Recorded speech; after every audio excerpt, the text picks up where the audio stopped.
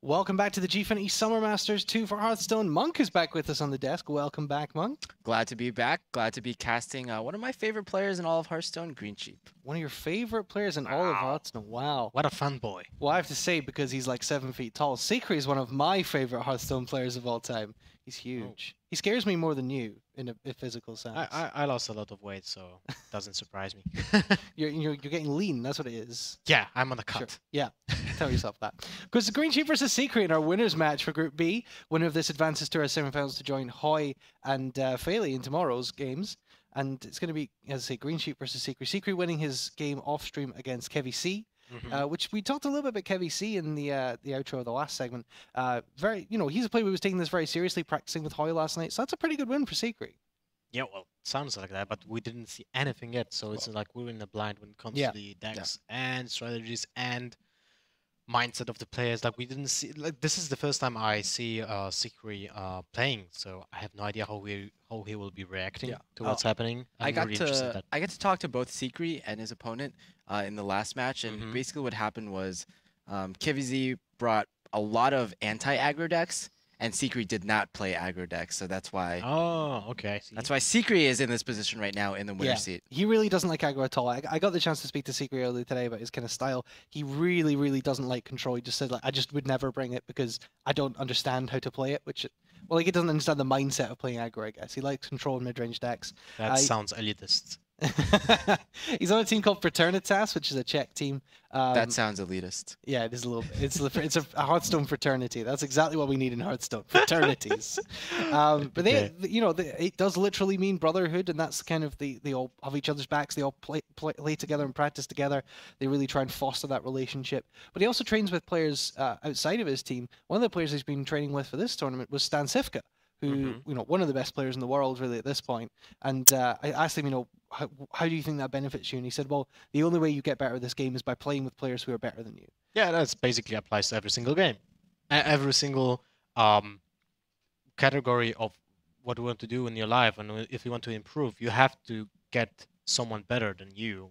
And show you the way. But you also have to acknowledge that you're not as good as them, I guess. Would be the main thing. Because like a lot of players, we talked about mindset. Part of that can be thinking you're really good, but acknowledging you're maybe not as good as Stan Sivka objectively, and then going out and seeking him out to practice with. That can really help up your game. Yeah, that's true. Well, when people at the same level practice with each other, they basically agree with themselves that they can not know something that the other player knows, but it can be like a two-way street, so they can improve both. Monk, what's your view on practicing? Because obviously you've been a team manager, you've been a player playing on team events like ESGN. What do you think about about how teams should practice? Is it best to practice with the same group of people, with the research out, but still playing the same people, or to seek out practice partners with different strengths? I think just overall, it's really nice to have like a group of practice partners that you can depend on. With a very tight-knit group like I know Lothar has in his team, you can basically grind out matchup, find out what's really the best. And overall, I think it's a really conducive environment to improving quickly. Yep, completely agree here. Absolutely. Well, we can see the class lineups of the players on the screen there, both bringing Warrior. First time we've seen that apart from our last game. Group B, it seems they're all bringing Warrior, but as opposed to Group A, where players maybe hadn't. Both bringing Paladin again, and then a Warlock for Greensheep, which of course we've already seen, and the Druid for Sychry. Druid been very strong so far this weekend. And popular. Yeah, very popular. Yeah, the same applies to Paladin, and we are seeing both archetypes, so mid-range Paladin and the Secret Paladin, even with the full tree. Yeah, and even aggro Paladin from Greensheep in the last series, right? You gotta love a full tree. Yeah, so three Paladin archetypes right now. It's so confusing. Yeah. Well, the thing is, we were talking about this at breakfast this morning. There's like 5 versions of Paladin right now.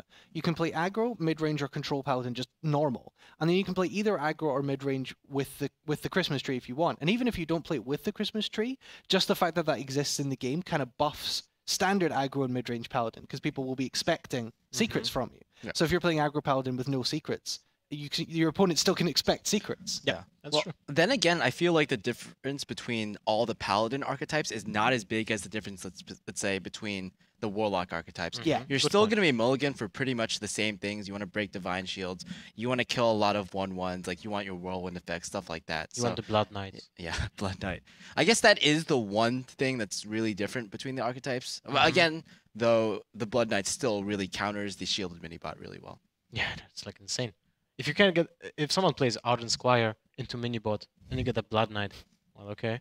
You are right though. Like, there's not a single paladin deck, no matter how many archetypes we say there are. There's not one where you aren't mulliganing for shielded minibot. Yeah, that's true. At least for now, there's no better 2-drop than minibot. I think it's the best 2-drop in the game. Well, okay, maybe they're on the same level with Mad Scientist. Wild Growth. It's pretty good 2-drop. Well, let's say minions. And I think minibot is just a prime example of a almost perfect minion for turn 2. Yeah, we thought Totem Golem might contest that spot, but it's been a little underwhelming in the TGT metagame.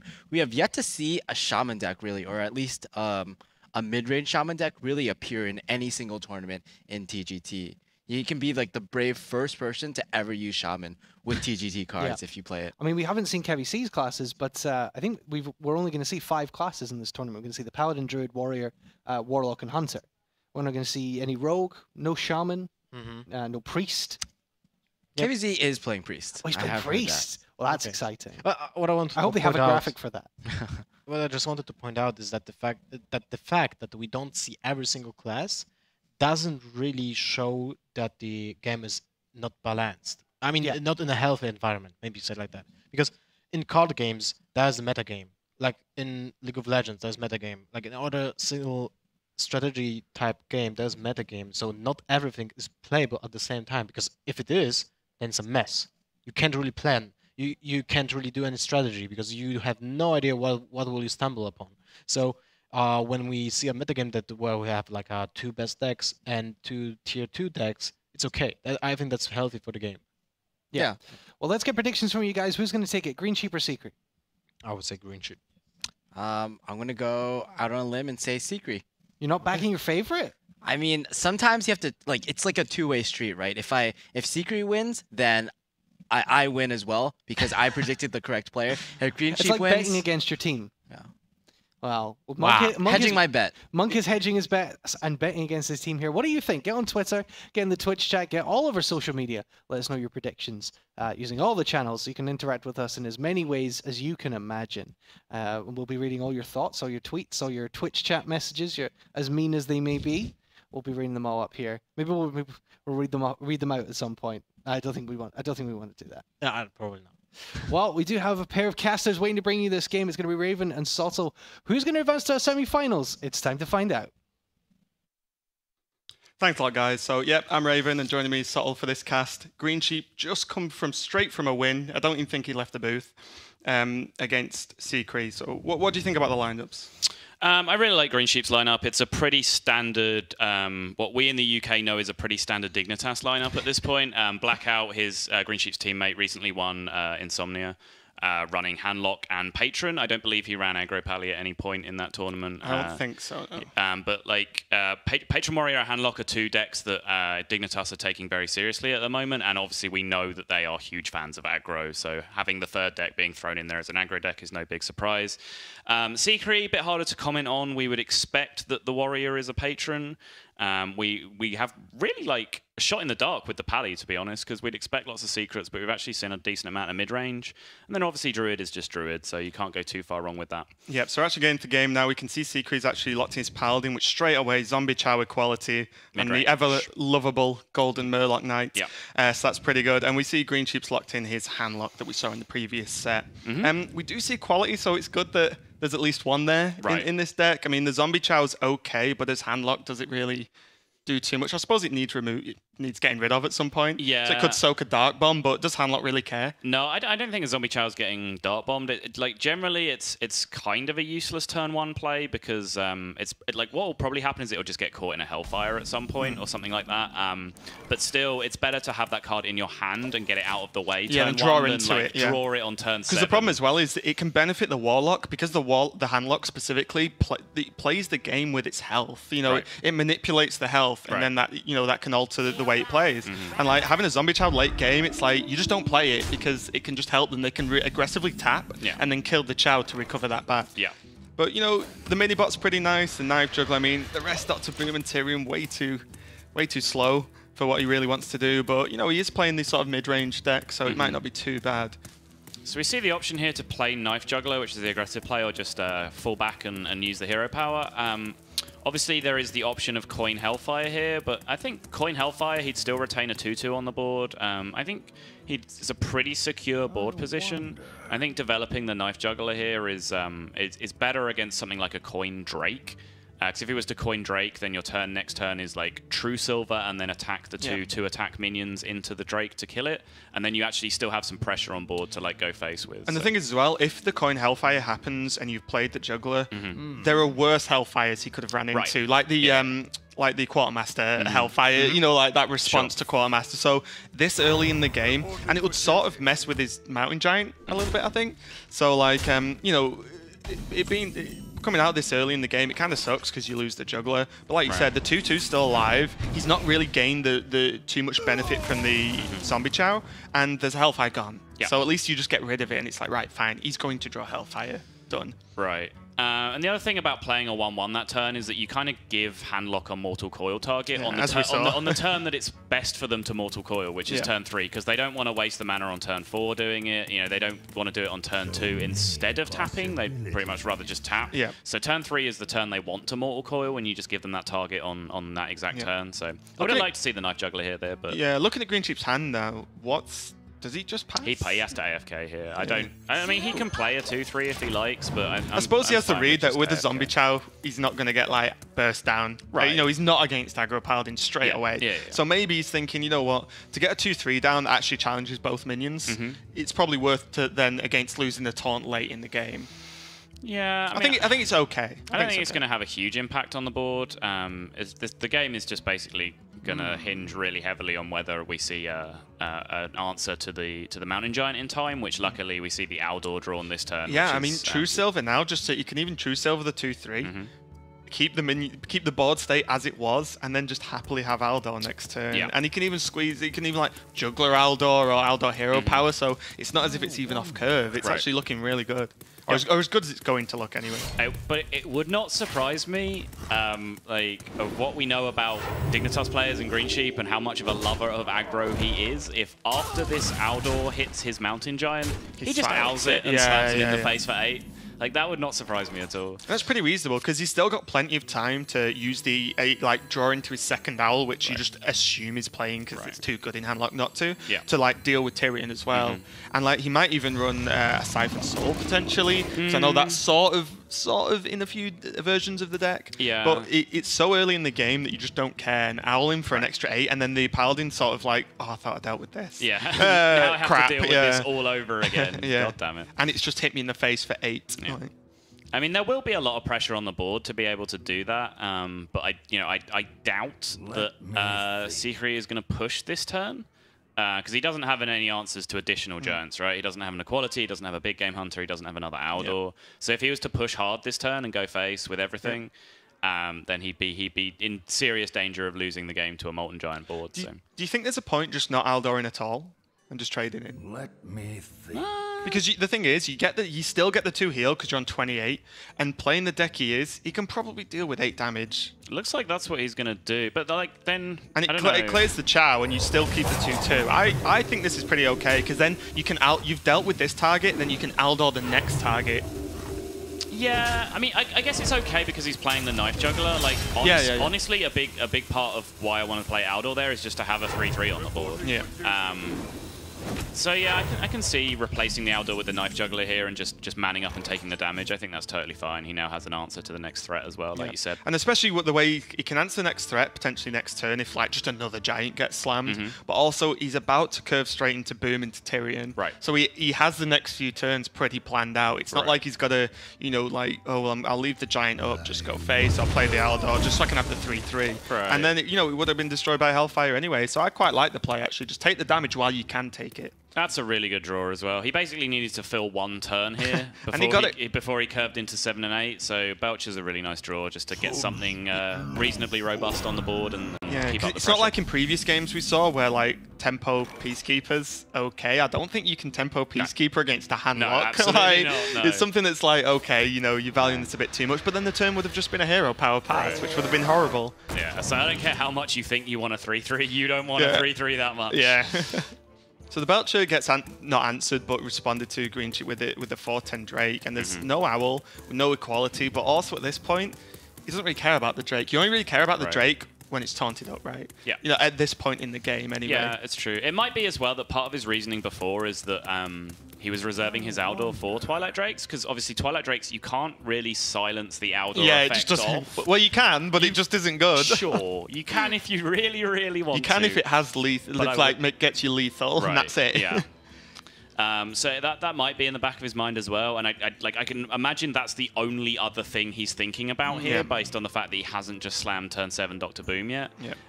So that may have been part of his thought process with not owling the Mountain Giant as well. Is it good enough to not Dr. Boom, though? I can't see any other... Nope. Like, I understand the idea, but at this point, especially when your opponent's on 17, so you've got him at a nice life total. His life is equal to his mana at this point. Well, the life above 10 is equal to his mana, which is how you manage Handlock. You have to manage their life total or they'll wreck you. Right. So, like, there's no easy Molten potential this turn, but you've got a hell of a lot of damage, and you might be holding a True Silver as well to your opponent. Yeah. So it might make your opponent be overly defensive, which, again, is just the sort of mind games of trying to play around a health total.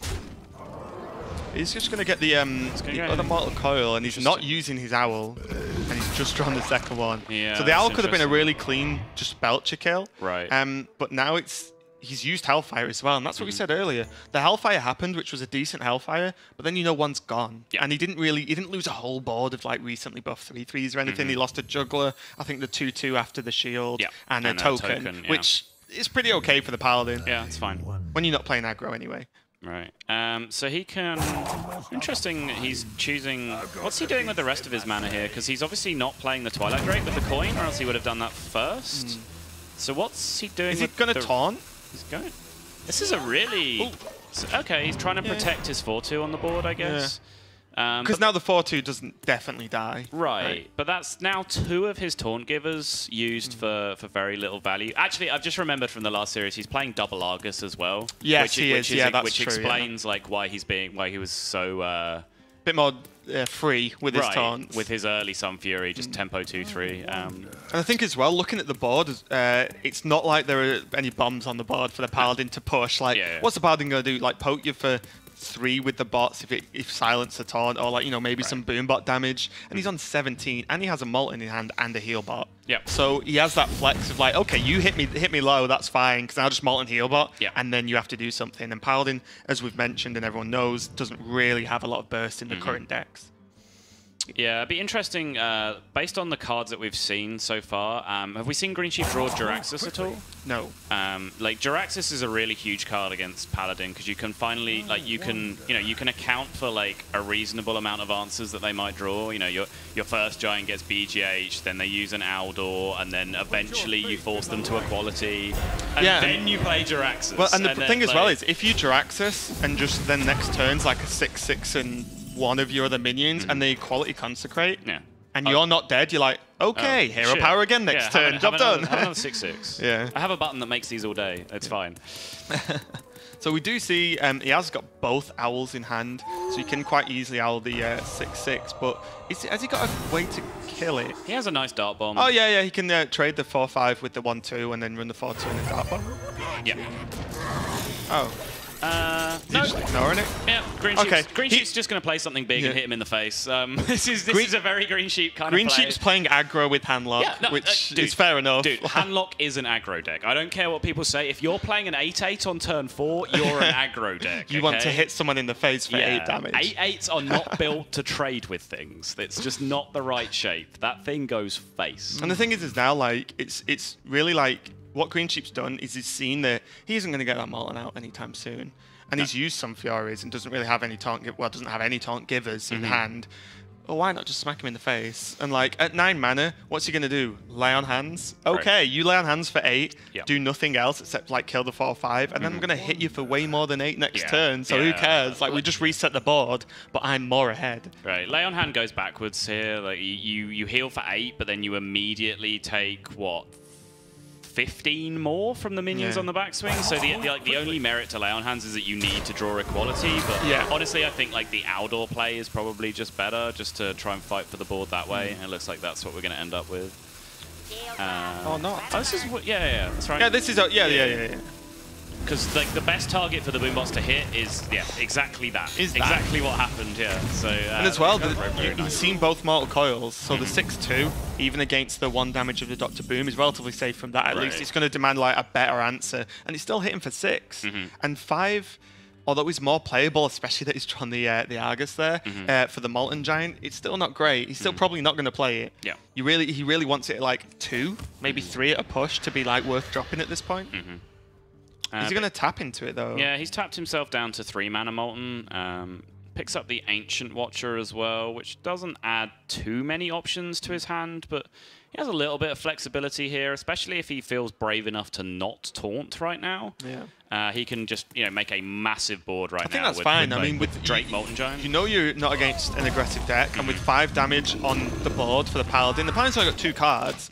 Like you probably can easily get away with not taunting. Yeah, so this and is then fine. next turn he has Belcher Healbot if he wants, or he just kills him. Yeah, you know, he just has lethal with Iron Beak Owl right now. So just with the 8/8 and the 4/5, he doesn't need anything else. So he has to lay on hands to stay alive, right? No, he can Belcher. Belcher's fine. Because he would need to owl both the Oh Belcher yeah, the and 4/5. the Ancient Watcher. Yeah. So. And he's already used 1, of course. So I like the play here that develops board, I guess. I mean, would you slam the Murloc Knight as well, and not get an instant value? Yeah, the more I look at it, the more I like. The problem with Lay on Hands is that it costs 8, and all the relevant cards you need to draw, like the second Aldor and the BGH, cost 3. So you can never do those things in the same turn. I suppose here equality would mean that, oh no, he leaves a 1/5 up. He trades one of the minions into the 8/8, and the 4/5 can't attack. So equality is a reasonable reason. That makes sense to use Lay on Hands at that point. But I completely agree. The problem with Lay on Hands is it's only really good when you're actually sort of ahead. Anyway, when you have a board at least. Right. Like the only clutch top decks that Lay on Hands can really give you are Equality and Iron Beak Owl. That's the only thing that you can like hit straight away. Things like Big Game Hunter, Aldor Peacekeeper, you're one off. You have to wait for a second turn. So what do you think about the Jouster? Yeah. See, I've had this discussion with people, and they're like, "Oh, you play so many big minions." I'm like, well. You also play 2 Sun Furies, 2 Ancient Watchers, 2 Iron Beak Owls, and then a bunch of 4-drops, Drakes and Defender of Argus. So, I mean, you're not actually that favored. I've looked at the stats, and like even handlock against something like Druid, it's only something like 55 or 60% favored to win a joust, which really isn't that good. I think it's not that good when you could just play Zombie Chow. I think that's it's not like Tuskar Jouster in Paladin, which is like, well, it's still a 5/5. It's pretty decent. It's like, you could just play Zombie Chow. But I like that we're seeing it though. I like that we're seeing it. Sure. I just don't understand the merit of. I don't understand why you'd play Zombie Chow sometimes when there's already a card that's Zombie Chow always. I don't understand that mentality, and I don't think I ever will. So this Aldor is probably going to come down this turn. Yeah, Aldor feels pretty good here. Yeah, there's no other way. He can't actually just deal with the Molten Giant, can he? He's not got anything to actually push for the extra damage. I mean, Aldor, Hero Power Belcher, sort of again keeps you alive, but you've got to imagine he's probably only running 1 Lay on Hands. Right. So he needs to actually do something to finish the game.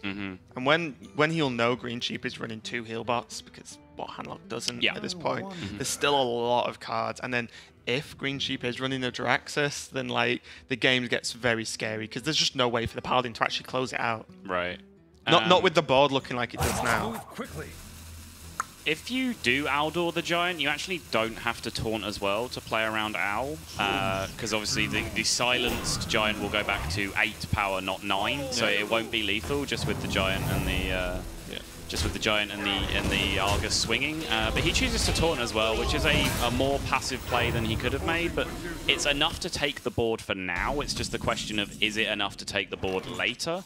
What's interesting is he could have actually not taunted and played Sylvanas.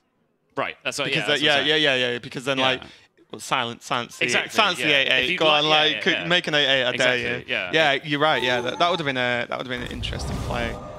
There we go. I knew we were going to see an 8-8 get silenced to do 8 damage at some point in this game. Yeah, and just think if instead of that there was would have been. Did he have any way to do 1 damage? He didn't, right? He'd have been 1 damage off lethal. Yeah.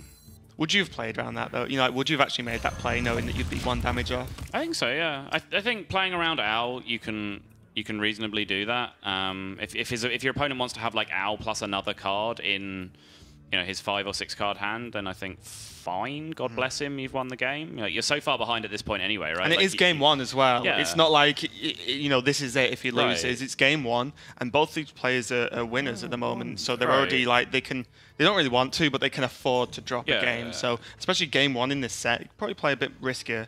But like at some point here, you have to start making the big boy plays, right? You can sit around and clear the board as much as you can and have the answers and deal with 1 giant at a time or whatever. Like you're not going to win. They have inevitability. You're just losing slower, yeah. right? So at some point you're going to have to make the play to win, and I think Sylvanas was probably it that turn.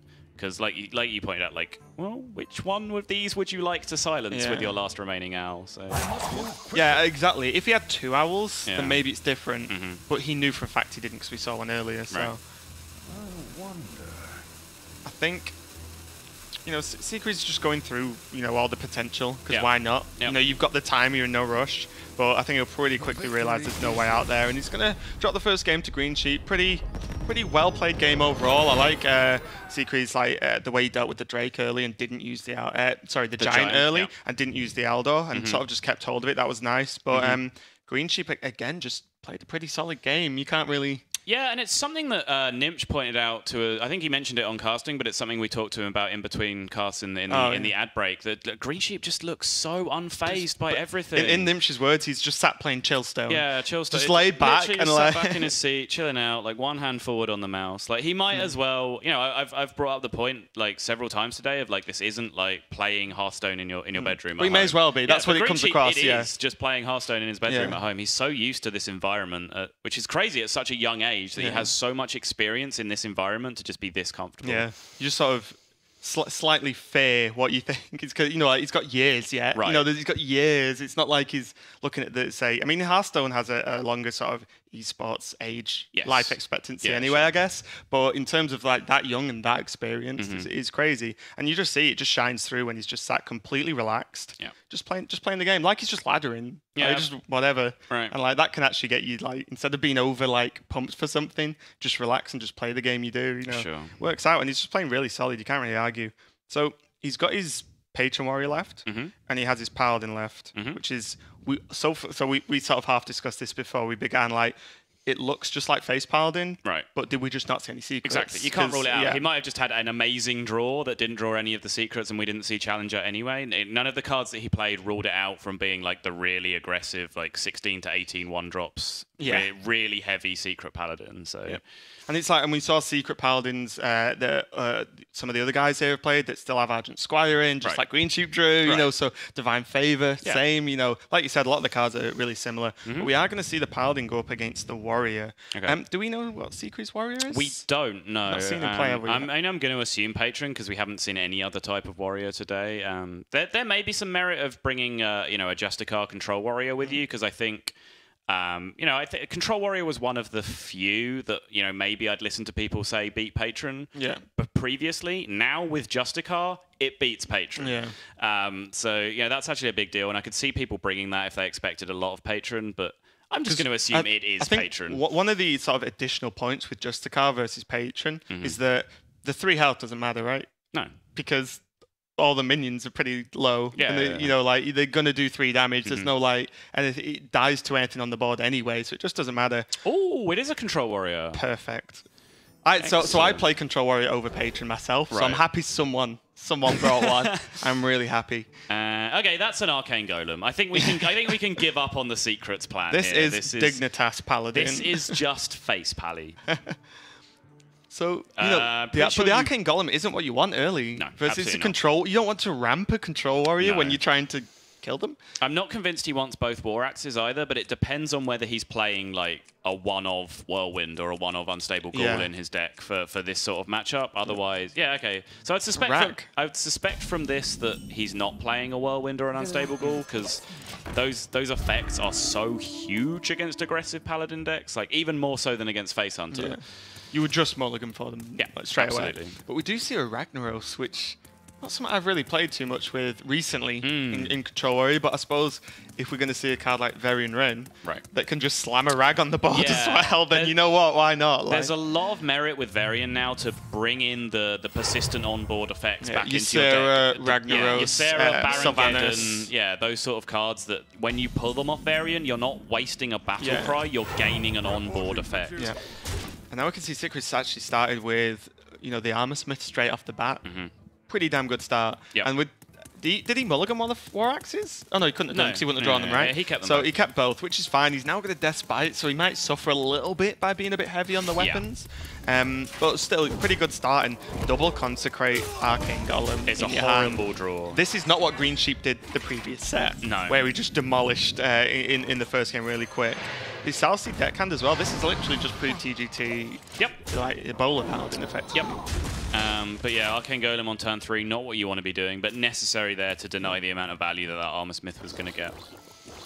So at least the only positive, so the Warrior's on 4 mana now. So maybe he's thinking, right, well, he's equipped a weapon. If he has Death Spite, he's going to have to overwrite a weapon. So there's like the one glimmer of sort of hope for that play. But to be fair to Greensheep, he had no other play there. You have to hit him, or he's just going to ramp up and win anyway. Again with the ramp and the fact that Shield Maiden, even Shield slamming like 2 health minion or something, or 1 health minion, fine because it's removal.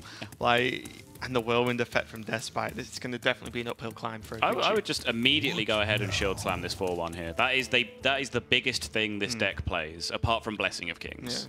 So just armor up, Shield Slam. Obviously not in this order, but hit the 1-1 and then armor up, Shield Slam. Because I don't see the merit in attacking with the weapon into the Arcane Golem just to equip the Death Spite. That would be nice if you had like another play next turn, like a Belcher that you needed to play, but you don't have a play in your hand anyway. So, and the thing is as well, like even though Control Warrior's like really strong at building health, you still got to guard your life total against a full-on aggro deck. So why take 4 when you can use a Shield Slam on one of the highest health minions at 2, probably in the deck? That thing is the biggest minion in the deck. Maybe he runs Leroy and then Blessing of Kings, if you consider that a minion, it's bigger than... Well, we did see a Seal of Champions as well, so maybe getting rid of it with a Shield Slam now was good, because if you had Seal of Champion, then suddenly, it's gained even more attack and a Divine Shield to deal with, so that's pretty okay. Makes sense. Death Spite here. There's a decision to be made here about face versus hitting a minion, but I think Argus is a card that's not uncommon in this deck. And Argus would kind of ruin your life a little bit if you went face there. So just a disciplined play to just man up and take the extra damage. And now the second Shield Maiden. I mean, does this get any worse for Greensheep at this point? With the Consecrate Divine Favor hand? No, it does not. It's not as if he can even double Consecrate next turn to just get it out your hand. I mean, it's definitely scary, especially because all he could do then was weapon hit. So it's not like he's developed any minions that make the Warrior attack a minion. Instead, it's like he's literally just going to hit you in the face, clear your board, and then play a Shield Maiden, and then guess what? Next turn, he's playing another Shield Maiden. I will just put, I think that is probably the first tiny emotional reaction that I've caught from Greensheep, where there was a little roll of the eyes there when the Shield Maiden was a little dropped. bit like Shield Maiden on 6. Great. It's not much, but it's just showing that this draw is frustrating him. As like aggro players, really hardcore aggro players like Greensheep is, get really frustrated when aggro decks draw badly because they're not supposed to. That's the point of an aggro deck. It always draws well. It always draws damage. Hence, the curve's so low that you almost have to draw. That's the point. Top deck damage every turn. So when you have this level of terrible draw, you do tend to get frustrated. Should it have been Hunter, so he could have just hero powered. That's guaranteed, right? Yeah. The Anoitron sort of helps. Does it? As in, it guards a token, so at least the board isn't going to be cleared. But it's definitely not the best card he could have drawn. But what can he draw at this point? Let's be honest. What can he actually draw? Like, I actually just don't know. Yeah, this game's over. I mean, we're making words because that's what we're here to do. But It's this our game's job. Yeah, this game is over, and it was over a long time ago when double consecrate came into Greensheep's hand. Yeah. Mini bot. And something that's really like interesting, you wouldn't really, doesn't happen too often, is he's sat with Divine Favor and you think Control Warrior. Hopefully he'll have a big hand. And it's like, not if they draw answers that they have to cast every single turn. Like, so he's actually only got 4 cards in hand, which makes the Divine Favor horrendous. And I think Sychry can get a read there that he just played Consecrate for literally no Nothing, value whatsoever. So I think you can quite easily get the read that, okay, he's dumping cards because he needs to get Divine Favor out. So in this position, like, I know what I would do, but would you slam Rag or would you just Shield Maiden Armor up and just be like, I'm just going to tank this? I'm fine with Shield Maiden. Yeah. I'd like Ragnaros, you know, all it has to have, like, Muster for Battle comes down and then suddenly Ragnaros is a bit useless. Yeah. So it's not like it's going to do I a great agree. deal I in think this like matchup. against an aggro deck where you're in such a good position, just win. Just Right. don't be flashy. I would like, Shield Maiden and Taskmaster the Yeah, 1/1. true, yeah. So I don't think you need the extra 2 armor as much as you appreciate a 2/2 on the board. It's clean as well. Yep. And leaves a 5/5 on the board and a 2/2. It's not too terrible considering honestly, you're not the aggressor in this matchup. And honestly, Well, he is now. He doesn't have to have much concern about his board state at this point because he has Varian in his hand. Yeah, and he just doesn't that care. will make him a board. And as well, you've just seen double Consecrate, so what's the quality? Like, who cares? And you did call the Muster, though. Good shout. Yeah, so Nailed it. if Rag would have come down, it would have been a pretty ineffective Rag, at least this turn, because it's sitting there And with no staring Whirlwind at effect. 3/1/1s that it doesn't want to deal with. So, I think with this amount of mana, when your options are Cruel Taskmaster, Armor Up, float 5 mana, or play Ragnaros, I think you're probably playing Ragnaros, though. Because as well, you could make an argument for, say, a suboptimal play if it threw more cards out your hand. Yeah, but it's because you're one only card. losing one card both ways, you just may as well play the bigger dude, Yeah. right? You're not going to lose because you played Ragnaros this turn. I'd be amazed. Although now I've said it, I'm getting worried. Don't maybe I say shouldn't have these done anything things, like Alex. that. I'm sorry. So it did hit a 1/1, which is fine. She doesn't care. All right, that's about the best draw he could have had, because he can now get Divine Favor into buffs for more damage. So 3 is pretty reasonable as well. 3 mana to play with stuff. Suddenly, There's cards he wanted suddenly 9 no. turns ago. All right, so he needed Seal of Champions, Yeah. Blessing of Might, Abusive Sergeant, things like that this turn. He needed the immediate damage. He doesn't have it. With the amount of pressure he's able to generate here, though, he probably does leave his opponent unable to play Variant, which is something at least. Yeah. Because he probably can't just Variant into this board. Well, the thing is as well, unless you're really convinced you're going to get Sludge Belcher. because there's no actual clear. I mean, is he going to Taskmaster execute the 4/2? Yes, I think so. It depends. I mean, the draw may change a lot here. Like Barongeddon can do amazing things. Sylvanas doesn't. not so much. No. This turn, Wow. he's on 10 mana though. Wow. This game is actually not winnable. What did I do? Yep. I am so sorry, Sychry. That Arcane Golem off the top changed every. That was literally the best card in his deck. And then being play able before to Divine Favor. straight up like Divine Favor and still have mana. It's not like that was his turn. He had mana to play with. So and he didn't overcommit to the board as well, which is interesting. The Warrior's hand has just suddenly got very clunky, and he doesn't have any more life gain in his hand. No Armor Smiths, no Shield Blocks, no Alexstrasza. Both Shield Maidens are gone. Things are getting kind of interesting. So there's here. 9 damage, 2 cards in hand, 1 more card to draw. The Paladin. Do you vary and just hope for Belchers? Because there's only so many minions left now, right? Yeah. But there is 2 Acolytes of Pain. Yeah. Which are gonna pretty much whiff the draw. Yeah. There's an Armor Alexstrasza. Smith. I'm just thinking, like, do you just commit fully and just be like, right, I'm gonna Varian. If he doesn't kill me next turn, he's dead. Right. Like, there's nothing he can draw. Like, maybe an equality in trade, but then if he's trading, you're happy. Yeah, I think you're pretty confident at this point that this is outright aggro pally, and that deck doesn't run equality anyway, because you know, even if you equality a big taunt, you still have to send a source of damage into it. Whereas you know, the owl option, you just go straight through it and you don't have to run a guy into it. I really, I don't know if I would have liked Varian that turn, you know. Because the problem is, like, I suppose Varian this turn does the same with Sludge Belchers. Yeah, pretty much. But it's just that he could have just won this turn. He actually needs a good top deck here, or he's in trouble. He can't kill his own Sylvanas either. Nope. So it's not like he can at least, you know, reduce the minions by 2. That is useless. So we're going to see Varian. There's nothing he can actually execute on the board. Nope. So there is 6, 7, 8, 9, 10, 11 damage staring back at him. So if he armors up, and then he trades into the 2-1 and one of the 1-1s, how much is that? 2, 4, 5, 6, 7, 8. His opponent would need to top deck 4. 4 is a nice number for Paladin to top deck. Yeah. That's True Silver, that's Blessing of Kings. And the problem as well is, like, a deck this aggressive, similar to Face Hunter, the odds on them not drawing some instant damage is so low. I actually like Varian here, because you also have Armorsmith as a reasonable out, because you're about to make 2 trades, so Armorsmith will gain you the 2 life anyway that you would have gained from armoring up. And if you survive, you win as well, whereas if you just hero power, you might just lose the turn after and dead draw. What are we going to see? There's one Belcher.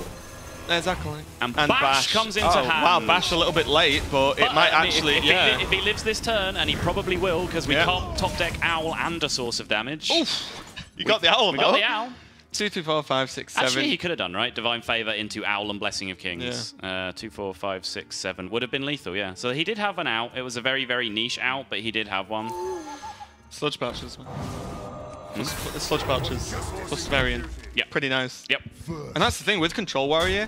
By the time you can play Varian, that's why I'm not too... Like, everyone's like, yeah, but 10 mana? Is that going to be good? By the time you play him, you've thinned out your deck so much that you're pretty confident about what you're going to... You know, fairly confident. You're drawing 3 cards, so you know what minions are left, and they're probably decent. Yeah, you know? absolutely. So Harrison can draw a card, Bash can gain some armor. How much damage do we have here to start with? We have 16 plus a rag shot.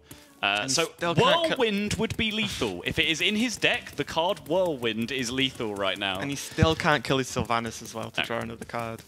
I think it's pretty hilarious that this may be one of the very few like Whirlwind lethals not involving a Frothing Berserker or a Grim Patron. Gets the 1 card draw. I would love to see Whirlwind come. Oh, okay, that's a card. Well, would you ever brawl this board? He just can't. No. But even if the board wasn't so heavily in his favor, if he brawls, the Leponome dies. Yeah. Takes 2. He can't armor up. And then again, the odds on a Paladin drawing 2 damage is like too high. So we're going to see, is Bash armor up? You have to Bash here, right? Yeah, you just have to. There's not much point killing the Leponome. I think you can. It doesn't change anything, right? Not really, no. How gutsy can he get with this 7? So he's going to have 9 life. There's 3 on board. Yeah, you go face with the 7/7. He can't top. Yeah, because again, it's you end the game next turn. Okay. Nope, that doesn't do it. Oh my god, he's one. Yeah, no, he's not 1 off. I thought he was on 7 because we talk about 7 then. But no, he's on 9. He's not quite sure. Greensheep's actually visibly unhappy now. So when aggro doesn't go your way. Yep, so pretty frustrating game for Greensheep. You tried your hardest to curse him into losing the game, but still couldn't quite manage it, and like just such a terrible early game draw with the and that combined with the like Control Warrior that got a decent draw. Even if the draw wasn't perfect, it was pretty damn decent. Yeah, I mean he had too many weapons, but you'd rather have too many than none. And the thing is, he had too many, then double Shield Maiden. Right. So like, and like that's a deck where if you don't kill the warrior fast enough, they will just win. You know, they will just outlast. Even if Varian, obviously Varian didn't come down, then you wouldn't have got the Belcher. But like, if he had other cards instead of say Varian and and maybe the Rag, then like he would have probably been in an actual better position and wouldn't have had to rely on the Varian. So it's definitely a rough matchup if you don't get the quick start that Greensheep wanted, and he definitely didn't. So again, Greensheep's experience will be alright. He'll crack on. Yep. But the game is 1-1 now, and Sychry's got to be pretty happy about that game, to be honest. He has, yeah. Sort of peaks and troughs for Sychry so far in this series. I think he started the first game against Handlock really well with the reserving of the Aldor and losing it there. But then I think towards the end of that game he was getting a bit too passive with his plays and sort of didn't want to take the play to win the game. But that game there, there wasn't anything spectacular he did. I think he calculated the perfect turn to play Varian in the end, which was nice. But, that game, to an extent, kind of played itself. But it's nice for him to get a nice solid win under his belt. And now going into Game 3, what are you expecting the players to pick here? Yeah, well, I was just going to say, actually, it's a bit of an awkward situation in which that I don't know if we've seen it at all yet so far today. But, like, the 1-1 score is really weird because both players now have 2 decks to pick from, where a lot of them, or at least a lot of the games I've seen, have been 2-0 and then 2-1 or 3-0, and then claw back from there. But having a 1-1's really odd because now we can know Greensheep's got Patron and he's got his aggressive Paladin deck, which Sychry now has pretty much full knowledge of, and that deck can only be built so many ways to be good, right? Whereas Sychry's got his own Paladin and his Druid, so it's really rough. I mean, the problem is, or the fear against a Paladin deck like Greensheep's is that you can just lose. Like, if he curves, is there like really a super, other than his Control Warrior that we saw, is there like a deck you're like, yes, I will win this matchup? Yeah, I it's mean, like, that's what an aggro deck's for, right? That's what we said during the game. That's what an aggro deck is designed to do. It's like, I am mathematically more likely to hit my nice curve than you are to draw enough answers to beat me. It's just the idea of an aggro deck. So we see Greensheep's actually locked in his Patron Warrior and probably just wants to get a win after that previous game. Right, I'm going to play Patron. Yeah, I'm just going to play the broken deck and win the game. That's fine. And then we see the Druid out of Sychry, which we haven't seen yet. We have not, no. So I casted a series with Monk earlier, and of course, Monk is the king of statistics, as you now know. He told me that his statistics say that Druid is something like 60% favored. Yeah, I was because I was on the desk for that one, right? So I was very surprised. Nonsense. Absolute nonsense. Monk's stats nonsense confirmed by Sol. It was a surprising number, I'll be honest. It's a surprising number. But we do see the Patron versus what instantly appears to be Druid. That famous deck, Druid. Yeah, it pretty much is, let's be honest. Again, like the main point of the Druids I see this weekend, I want to see if they play Dinosaur Sprint or not. And then Living Roots as well. Like if they play Dinosaur Sprint and Wild Growth, 2 of, 1s of, because I've played them with both, like 2 ofs of each. Yeah. And I quite like it, but then it does give you some terrible late game draws if you don't get them early. So just getting into the game here, Sychry has hit his ramp. It's an Innovate though, which doesn't follow a particularly smooth curve. It's not like he can like Innovate Shredder and he then has the Shade to follow up. He's kind of just all in on an Innovate if he does do an early Innovate. So I wouldn't be surprised to see him wait here and maybe try and get an early Dr. Boom out or something. Yeah, and it's a mistake a lot of players actually make, going, oh, I can get Shredder turn 1, that's amazing. Right. And they go, what do you do for the next 5 turns? Yeah, like, you hero power turn 2, you hero power turn 3. And the Shredder, especially against Warrior, the Shredder gets Fiery War Axed. Yeah. You're like, oh. Yeah. It's one of the rare situations where you feel better, you'd feel better innovating a Yeti, right? Yeah. One of the weird situations where Yeti is actually better than Shredder, which is innovating it turn 1 against a Warrior. Out of all those situations, that Yeti's better than Shredder, right? Yeah. So we see from Greensheep's hand, double Battle Rage. Pretty terrible. The Acolyte's the only reasonable thing, but Acolyte's a bit different in... I'm sure you'll know more than me, but the Acolyte's a bit different in Patron, in which in Patron I think you play it more when you can proc it, whereas in Control Warrior I think it's a bit more free to just drop it because you're not as heavily reliant on the card draw as you are in Patron. I actually generally think it's the other way around. Oh, really? I think generally Control Warriors are greedier with playing Acolyte on the second swing of their Death Bite, whereas often Patron Warrior will just play it to follow their curve, or play it on turn 3, hidden behind an Unstable Ghoul on turn 2. Armor Smith into Acolyte of Pain is a fairly common curve. It is dangerous against Druid though, because you play into on-curve Keeper of the Grove. Yeah. And there's no other targets to silence really. You can silence patrons or you can silence a Frothing Berserker. Yeah, but to silence like a patron, the situation has to be really specific, right? They've got to be like really 1 left, or like the other patrons are 3-1, which you can hero power. The situations in where you silence a Frothing Berserker or silence a Grim Patron, most of the time you're in a dire situation where you've probably just lost the game anyway. Yeah, and you're just trying to survive. To try and survive, so yeah. You can see a Wrath's probably, Wrath's got to come down, clean it up, and again, like, with Greensheep's hand only getting 1 card draw from that Acolyte really isn't good. But again, you didn't have much else to do, to be honest, so you drop it, it hits the Wrath, it's going to happen. Right. I'm actually slightly surprised that Greensheep chose to armor up on turn 2, because he didn't have any weapons in his hand, but he did have double Battle Rage. So generally, not armoring up and saying to the Druid opponent, would you like to put me to 29 this turn if you're going to hero power? I wouldn't have minded doing that as a little test. I like this play too. He knows that Sychry is not going to want to wait around removing minions forever. So setting up this wall now, your opponent will play whatever he wants to, and then suddenly your Battle Rage gets pretty good. And the thing is as well, he's just seen a Wrath. So he sort of sacrificed the Acolyte to, you know, to the Wrath, but then had a backup plan. And with double Battle Rage, it's a pretty decent backup plan. And like weapon to face armor up was really not viable. Right. Wasn't going to do anything. It doesn't change the game. So. And having the weapon in hand now is really useful because he can always injure himself next turn to activate the Battle Rage. Worst, as long as the Druid plays a minion, which it's turn 4 and he still has the coin in his hand. Well, and if the Druid's not playing a minion, you're probably still pretty happy. Yeah, like, exactly. okay, pass. So there's a lot of options here. He could coin Lotheb, coin Druid of the Claw, just play the Shredder. Suddenly the all-in boom play doesn't look quite as good because of the unstable Ghoul. Yeah, because the 1/1s get cleared so easily. Okay. Interesting. Okay, so he's scared of Greensheep just dropping patrons next turn. So if you just had Patron and Inner Rage, you can use the Unstable Ghoul as sort of a soft proc, if you like, which is if I get this to stick on the board, then I'm fine. But he's just played very, very nicely into what Greensheep actually wanted to do, which was just cycle these Battle Rages as Arcane Intellect. Which is what he's able to do. This is really nice. Like, I mean, it's bad having 2 Battle Rages, but then you think when you can actually get them off, you're not going to draw Battle Rage again. You know, like, they're gone. So, like, you can actually cycle more into more important cards.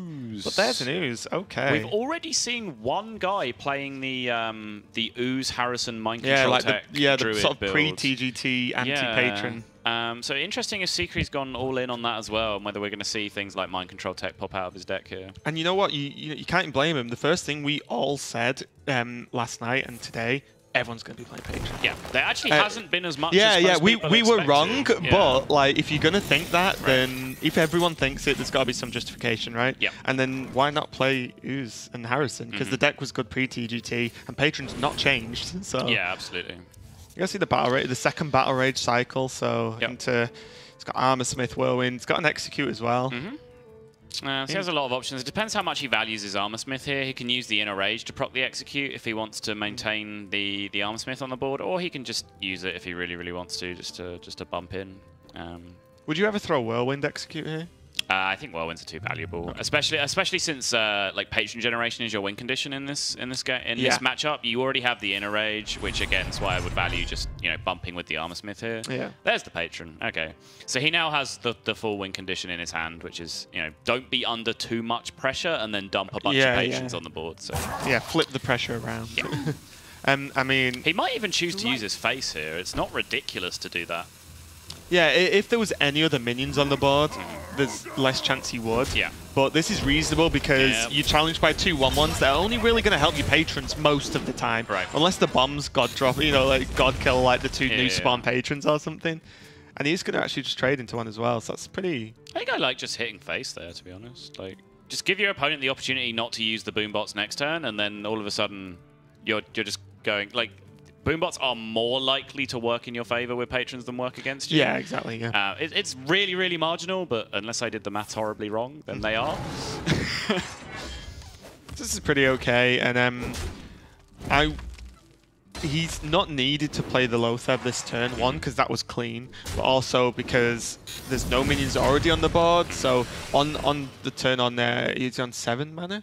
Yeah, 7 mana. Like, is he really going to just, like, YOLO all these spells out? Like, no, it's not going to happen. Right. So you save Lotheb for the danger turns. Yeah, big boy patron turn here. He's just going to dump the 4 patrons on the board, ask the question of his opponent. Can you answer this? If you can't... GG? The problem is the later you do it, the more likely the answer becomes from the opponent, because things like Azure Drake, Innovate, Swipe become options. And there's the Drake. So if he plays Drake and top decks Innovate, then he's in a pretty good position this game. Would you make that play? No. Would you just play Lotheb? Lotheb Hero Power, the 5/1. Trade with... are you trading with a 3/3 or are you going face? He doesn't have combo, so I would trade at this point. Okay. If he had combo, I'd just go full aggro and just say, right, if you can't kill me next turn. I might even play at Lotheb or something and just ignore the patrons a little bit. But he doesn't have it, and you can't... You're about to die, basically. Sure. He's on a very, very short time of clock. So, yeah, I like the trade. It's fine. And you never know, if the Shredder goes in your favor, then the Shredder's going to trade again, if it's a 3-attack minion. And it is. So that's...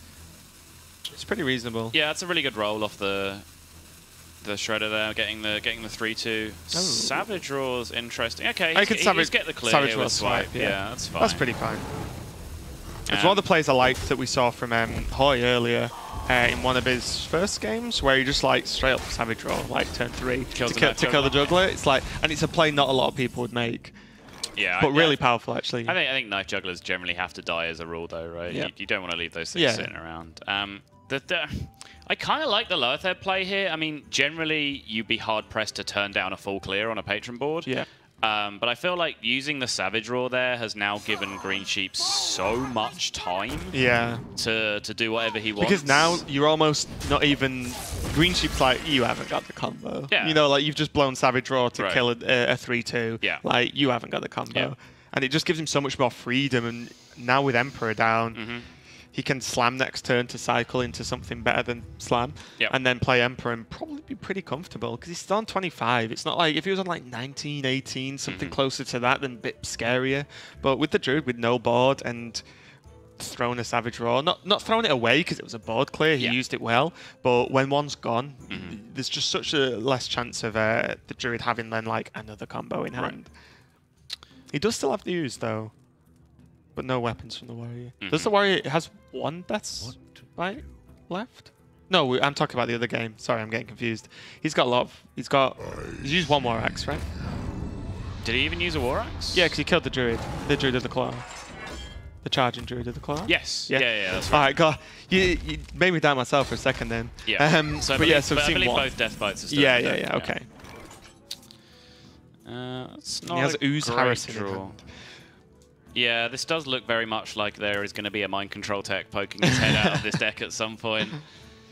What do you like for the Warrior here? Do you just slam Emperor? Yeah. He's shown there is no removal in his hand by the fact that he left a Warsong Commander alive, so you know there's no Wrath. Yeah. So... And you play the Acolyte as well. I was just going to say, you just play the Acolyte because you need to draw into something better than Acolyte. So you can be pretty safe that these two 5/5s are going to trade into each other, because the Emperor has to be removed. Yeah, it just has to die. Your opponent showed you last turn he doesn't have cards like Wrath and Swipe and Keeper in his hand, because he left a Warsong on the board. So you're confident that this 5/5 functions both as Emperor and as removal for that 5/5 that's on the board. So that's a pretty decent card for 6 mana. Yeah. Options. Not great ones. No. Ancient of Lore, try and draw a Wrath seems reasonable, just to actually finally get rid of that Warsong Commander, because there's 2 things on the board that need to die this turn, and you can only kill one of them. Because you've already sort of got away with a Warsong Commander for one turn. After an Emperor play, like, are you confident about leaving it again? Nope. Like, the only problem is if you like... Yeah, I mean, I think that's going to be the best play, because if he Drakes, he's still Draking for a Wrath, and you have one less card draw. And then what's he do with the rest of his mana? Nothing. Like hero power. Oh, there's another Law, and he gets it. Nice. Okay. So that worked out as well as it could have, and even the second Law's not terrible. Yeah. But still, like I say, I think Greensheep will be reasonably happy that these two 5/5s have to trade into each other. It's such an insane amount of value for a 6 mana card there, just to discount your entire hand and remove a 5/5 from the board. So it's a hugely valuable play. Yeah. Greensheep draws the Armor Smith, probably not too concerned about getting it. I would have slammed my own Acolyte there, I think. Yeah, and just double draw. Because you're just trying to draw your win condition here. You just want Whirlwind effects, and then you win the game. You have cheap Warsong. Oh, you just get into execute and be like, yeah, sup. Sure. All right. Yeah, sure. Greensheep's really good at this game. Yeah. To be fair, he could have still executed the 5/3 because you'd run the Acolyte in. Yeah, you'd just draw 3 cards this turn instead of 1. So, yeah. It's really awkward actually now because the Acolyte's still a 1/3. Tempo frothing. It's really weird an Acolyte's been on the board for 2 turns and not taking any damage from either player. That turn confuses me a little from Greensheep, I have to say.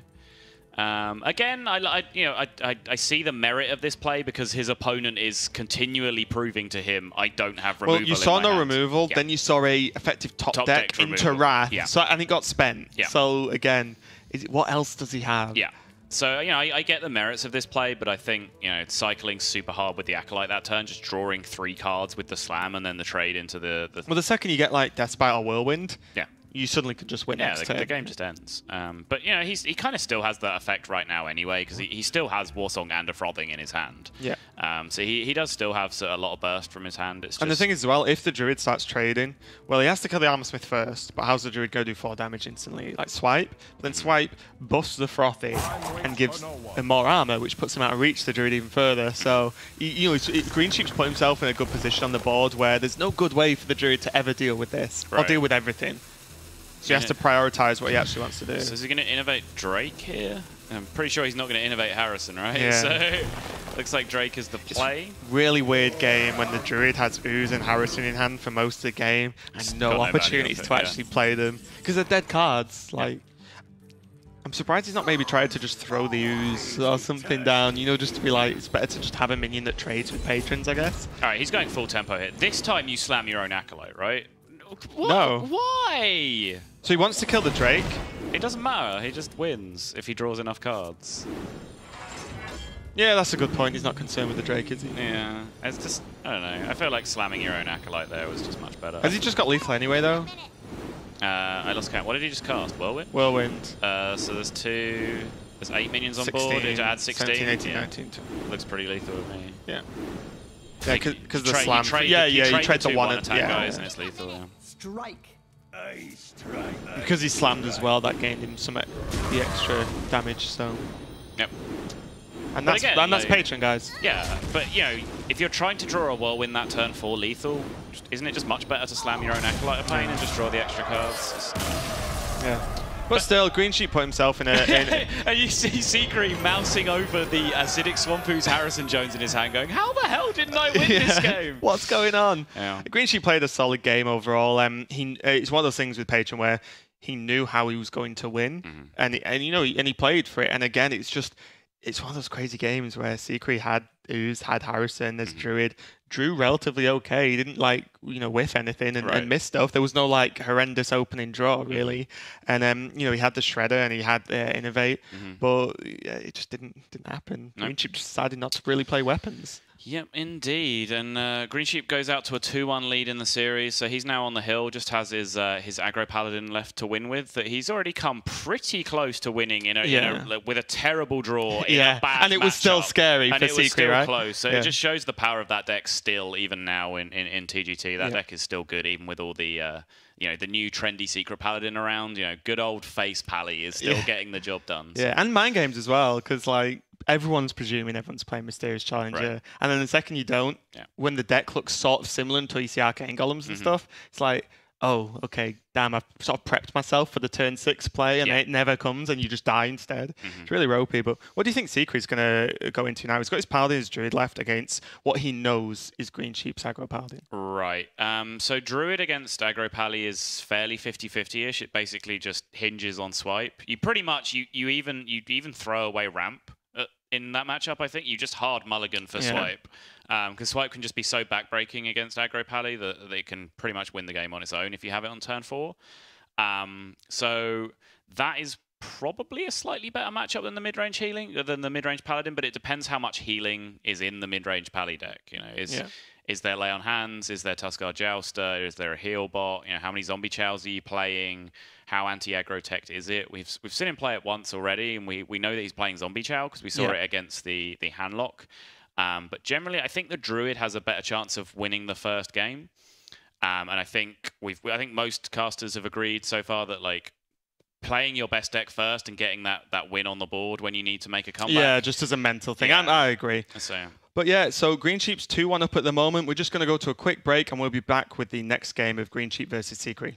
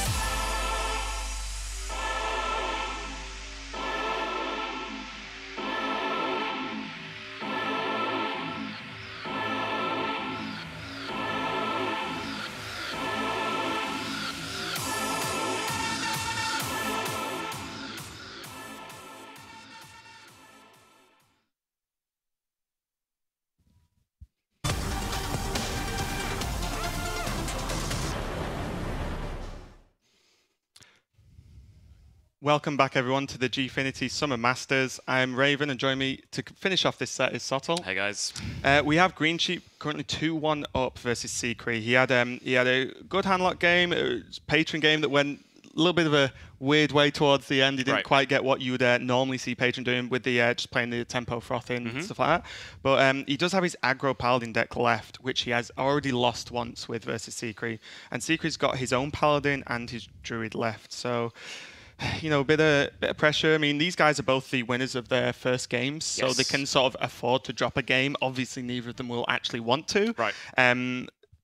But you know, Sychry's still got a pretty reasonable chance, I think. If the only thing I would be worried about is that Greensheep's sort of already whiffed his sort of like paladin game once. Like, is it going to happen a second time? Like, I mean, again, we've talked about it a lot, but just statistically, it should not draw that badly again, because aggro decks are built to be consistent, and they just play cards that kill people. And it's like, oh, I drew a card that does damage this turn. That's nice. I want a card that does damage.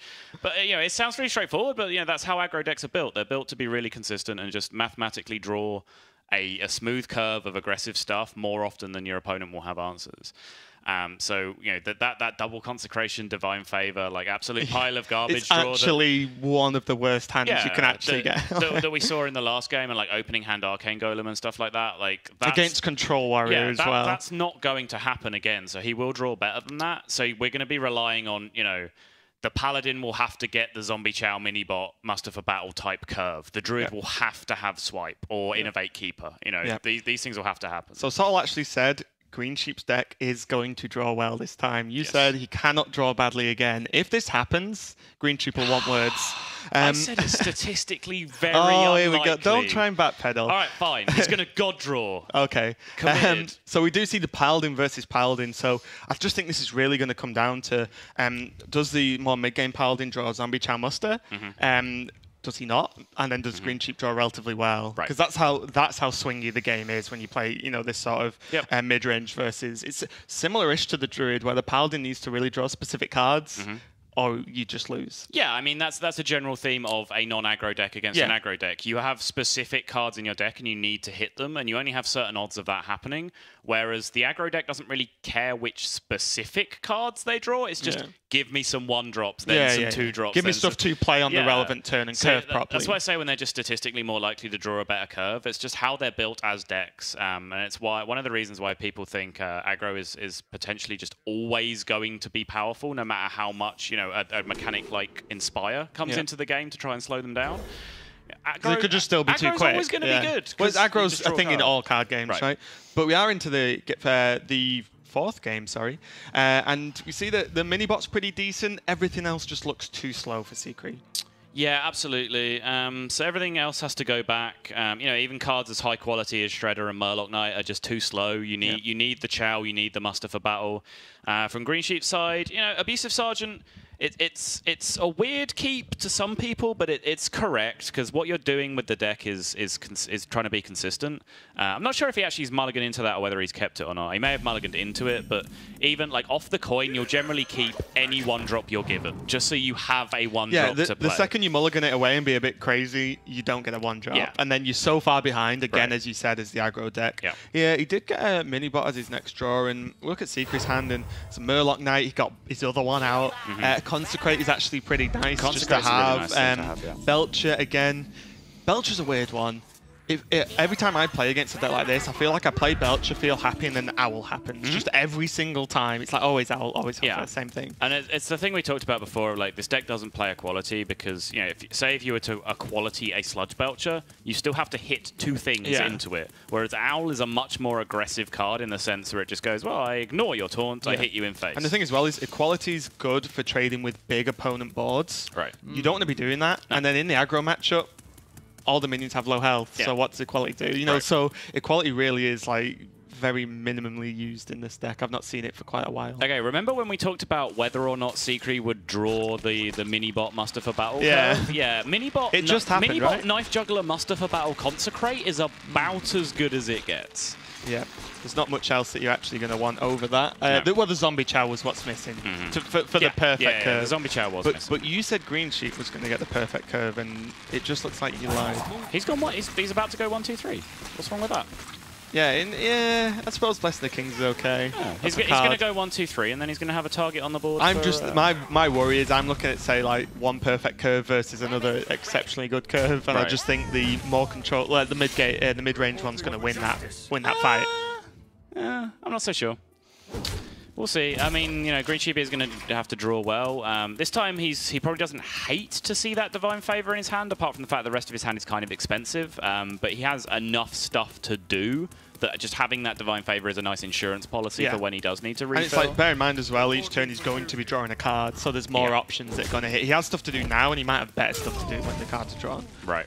So the mustard's going to come out, and the only...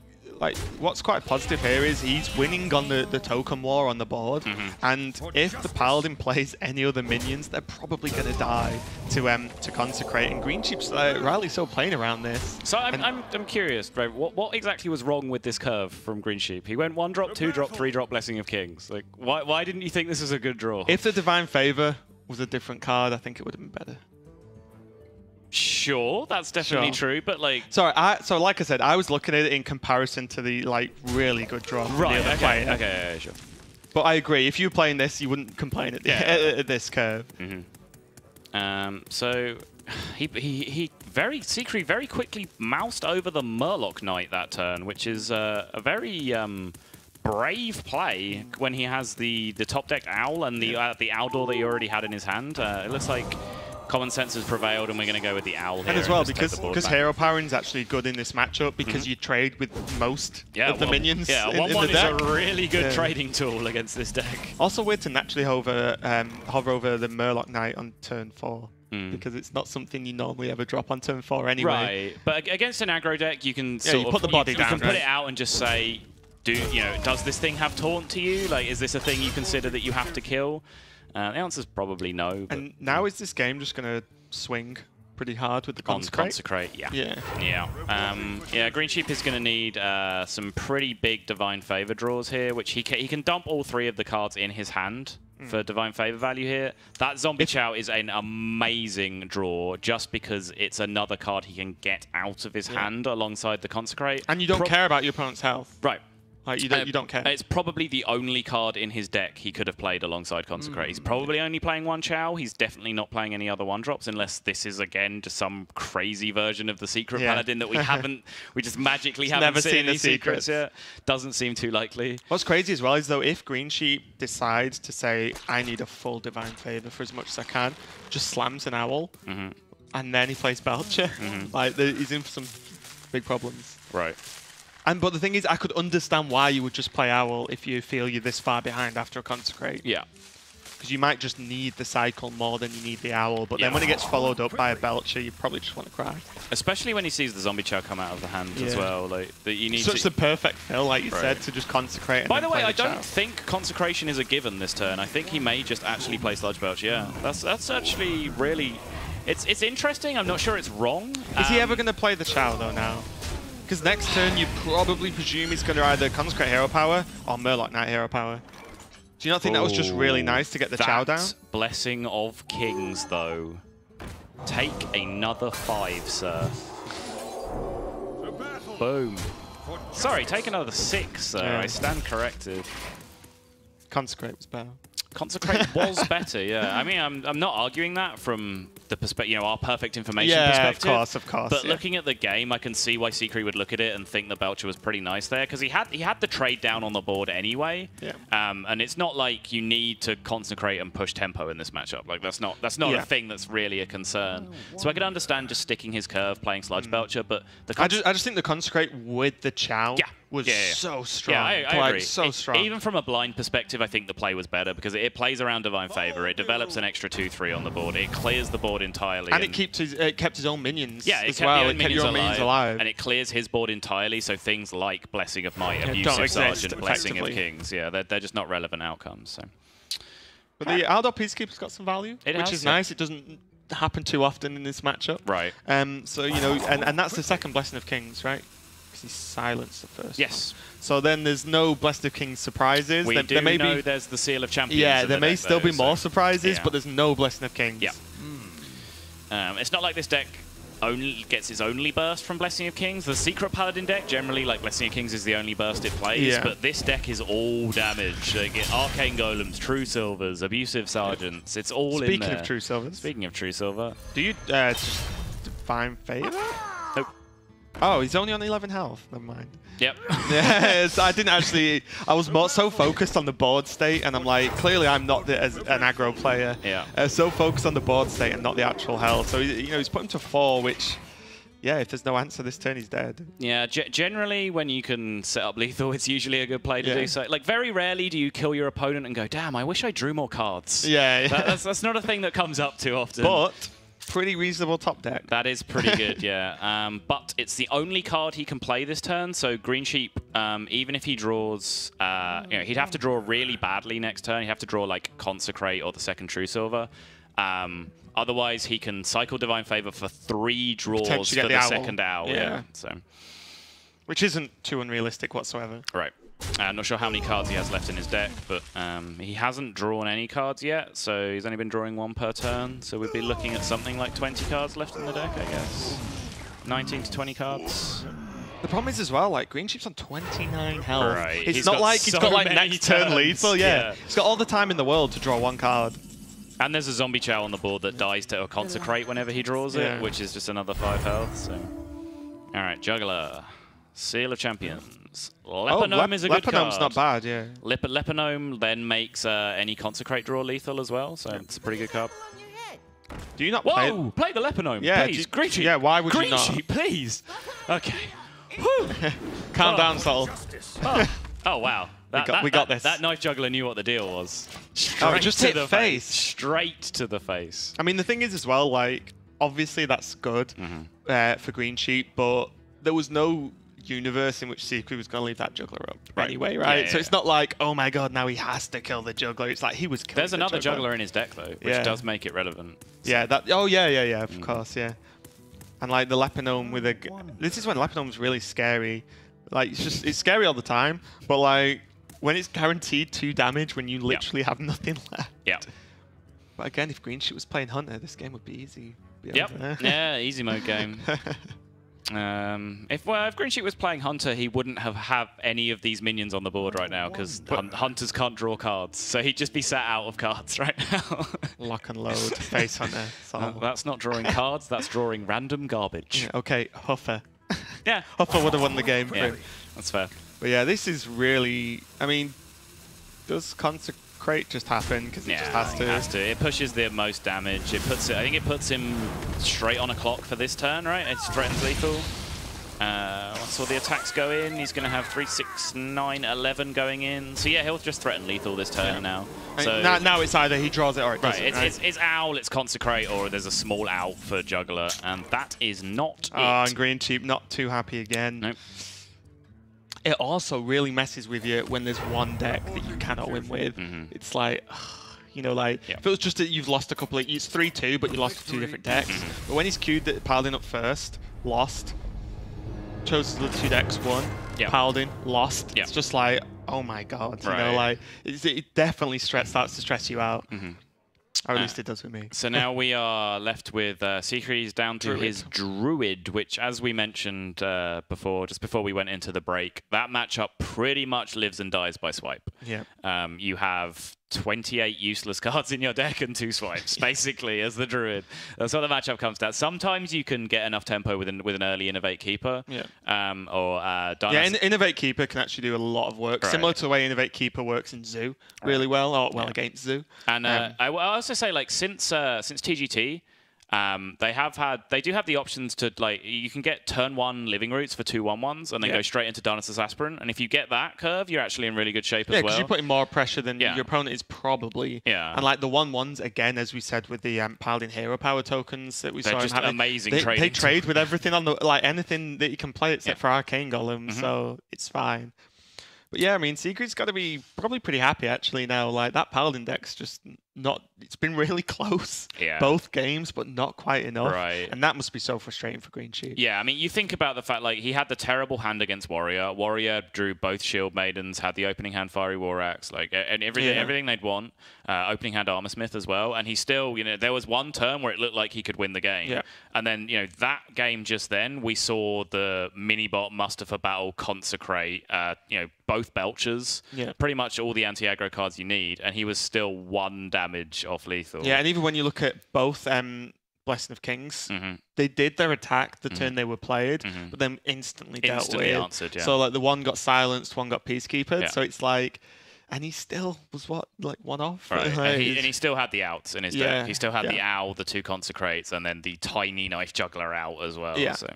But yeah, it's got to be a little bit disheartening for Greensheep. But he's played this game a little bit. So you got to say, Greensheep sat in his seat right now does not look like he's playing Chillstone anymore. No, he looks a little bit frustrated. He's starting to get a bit, and it's more like Sychry we're looking at now. Like he's starting to look a little bit more comfortable. Yeah, and when we were talking to him earlier, so when we met him earlier today. He seems like a super happy guy. Yeah, and one of the things he said straight away was like, because I asked, like, are you nervous? Because this is like, like a lot of these players, it's a first tournament in this sort of setting. Are you nervous? He went, I'm just going to enjoy it, to be honest, mate. And I was like, that's a good answer. Yeah, that's actually a really good answer. Sure. So, that might be going in his favor. And again, he's against a Paladin. Well, the Ooze might actually do some work. I don't know how much you keep it to tempo Ooze on turn 2. Probably not. But the Innovate's nice. The Innovate's nice, yeah, but the other cards are not swiped, so they go back into your deck for cards that are swiped. Greensheep's cards are pretty nice. That is a nice looking hand. Yeah, and the coin. And do you automatically just risk Coin Juggler straight away? So I play a lot of Hunter, and I always Coin Juggler. Mulligan, basically. Yeah. If they've kept 3 cards, no way in hell, because that thing is getting Innovate Keepered straight away. Because your opponent knows you're playing aggro, and that's the difference between, like, say, ladder and tournament setting. But yeah, it's still pretty nice. He's got all the early curve he wants, and then just flying what he draws next. I mean, like, again, Divine Favor early on, again, might not be too great, especially because Druid will be wanting to spend the cards. Shade, Innovate Shade? All right, turn one Shade is a thing. It's because it outgrows the damage that the minions will do, right? Or at worst, it trades with the Juggler. Yeah. The problem is we see Argent Squire, Abusive Sergeant in the opponent's hand, which if he does choose to reveal the Shade, he's going to get punished pretty hard. But still, you have to kind of play what your hand does, and what his hand does right now is Innovate Shade, so I'm not surprised to see it here.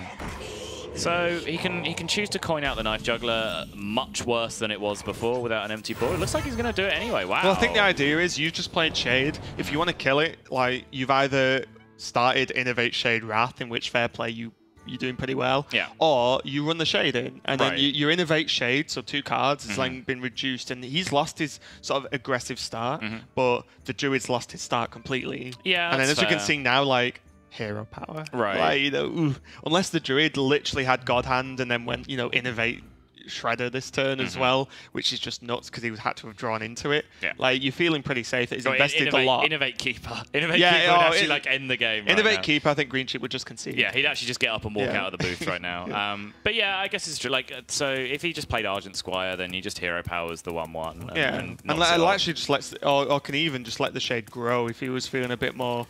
I think you would kill it because it's a 1/1, but because the hero power is free, like you said, that's fine. The Shade will grow anyway, because how is he killing it from an empty board? So it's not going to happen, right? So Arcane Golem somehow. Coin Arcane Golem trade. Yeah, with no coin. No. But yeah, this is pretty reasonable. I like the Juggler. It's similar to the way if someone plays Zombie Chow and you have Juggler, you play Juggler. Is he man mode in this? Okay, Sychry just became my new favorite player just for how recklessly brave that is. That's outrageous! One of the positives is that Muster isn't coming out, so you cannot be killed. That Shade will not die. But this is still crazy, because now he just trades with the Juggler anyway, right? Yeah, now what's his play? He's going to Savage Draw and take another 3? Like, yes, probably. If that's, if you follow how he's played. Yeah, I mean, that's the consistent play, right? If he just trades Shade right now, then what he did last turn was a misplay. Yeah, exactly. If he Savage Roars, then he's valuing keeping a small shade on the board over 6 of his life, which I'm still not sure is correct, but it's a justifiable thing. Yeah, he's carrying on with the way he's placed out. Right. Maybe he hoped a juggle wouldn't hit the shade. Right. Right? Do you know what I mean? Because if it didn't, then he could kill the juggler, and your opponent has to trade one of his so drops. likely your opponent can play 2 1-drops though, because you're Oh, you don't have to explain it to me. I agree. I know, but I'm not arguing with you. I'm arguing for the sake of the viewers, right? Like, you need to explain the point of what's going on here. And I mean, I love how brave it was. I just don't understand what the long-term plan is here. Like, how do we deal with that knife juggler now? Because also, like, what would he have top decked that would have made this any better? If he plays BGH and passes, this guy's a god. But now you can't leave the Do it. Oh. Loses the game to Mustafa Battle right now. So he just likes outright loses Does the he game. just like jugglers as cards and be like, I don't really want to kill it. It's a nice card. I appreciate it. But abusive. I mean, that face hit though. I mean that one didn't matter. This one's the important one. Oh. Oh. So is Sychry really good at the game? Because he can dodge juggles. No comment. I mean, so, as the paladin, do you just go face, right? Yeah, you can't with this board. Make him have it. It's the it's the mantra swipe. of every aggro deck ever. Make him have it. Does he still ignore the juggler? I would be stunned. I hope so. I hope so. I'm already stunned, but I would be more stunned. Hero power the 2/1 face for 5. Let's race. He has Savage Roar in hand. That's okay, right? Bizarre opening to this He doesn't game look from particularly Sychry. happy with himself either. Yeah, he doesn't, yeah. Blessing of Kings on turn 4. And boom, now has you're a 5/5. afraid. Yeah. So we're going to need some sort of answer here from Sychry, or else this game is going to spiral out of control very, very quickly. I think you kind of just have to force of nature that 5/5. If he low thebs, he's on 9 health. Plus whatever's in hand. Yeah. So, like, it's too scary. And the pan's got 3 cards. And like... he's just used a Blessing of Kings. Like, what spells are you stopping right now? Yeah. The things he's going to kill you with are, like, True Silver Champion, Abusive Sergeant, Arcane Golem, Wolf Rider if they're in the deck. Lotheb doesn't do anything. You need to get rid of that 5/5 right now. Second Blessing of Kings. Yeah. that's like the only card you're stopping, apart from like Seal of Champions and maybe Blessing of Might if it's in the deck. So. Has he even seen Seal of Champions yet? Did we see was it played in the first game? I don't think it's been played in this series, no. But if he was paying attention earlier, I don't know whether he was around when Greensheep played his last series. But he did play we saw in the previous played in the last series, You just have to force, right? I'm pretty sure you have to force. Because the positive thing is he can force, leave a 1/1 up, and then he has boom at least. Yeah. So it's not fantastic, but it's not like he then has to sort of just low step hero power, whatever. Yeah, you're going to be back in the same situation next turn, though. You're probably not going to have time to play boom next turn, so I can understand, like, maybe just trying to make the plays for the lower third this turn, but yeah, taking another 6 plus whatever he has in hand just seems way too much, and Arcane Golem comes in now. And the reason for the Arcane Golem is it's persistent damage in that it does 4 now, can do 4 next turn, and get the charge in now, but the mana just doesn't matter, right? No. At this point in the game for the Druid, the mana, you pass 7. Right. You pass 7. You ramped him from 6 to 8, which is the big turn for Druid is 7. So skipping that turn is not a big deal at all. Because it doesn't. What can the Druid do on 8 that it couldn't do on 7 without like double innovate or something? But even then, there's not a lot. Druid of the Claw, Savage Roar, as we found out earlier. Yeah, very, very true. Yeah, that combo.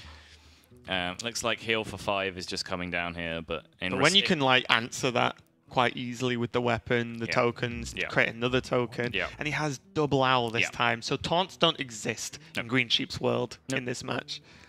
He's Sim 1 Force of Nature used as well, so even just ignoring this 5/5, even if another minion gets played alongside it, he probably knows he's safe from combo at this point as well. Darnus' Aspirant wasn't a thing, was it? Nope. Yeah, that's a shame for Sychry. I don't know if he plays it. No, I haven't seen that's it a card that the reason I like it is because it can just win you aggro games like straight away. Yeah. And Greensheep, surprise, surprise, it's gonna hit face. Right, Swipe is still potentially game winning here. Force of Nature is actually not bad either. He still dies, right? No. Blessing of Kings.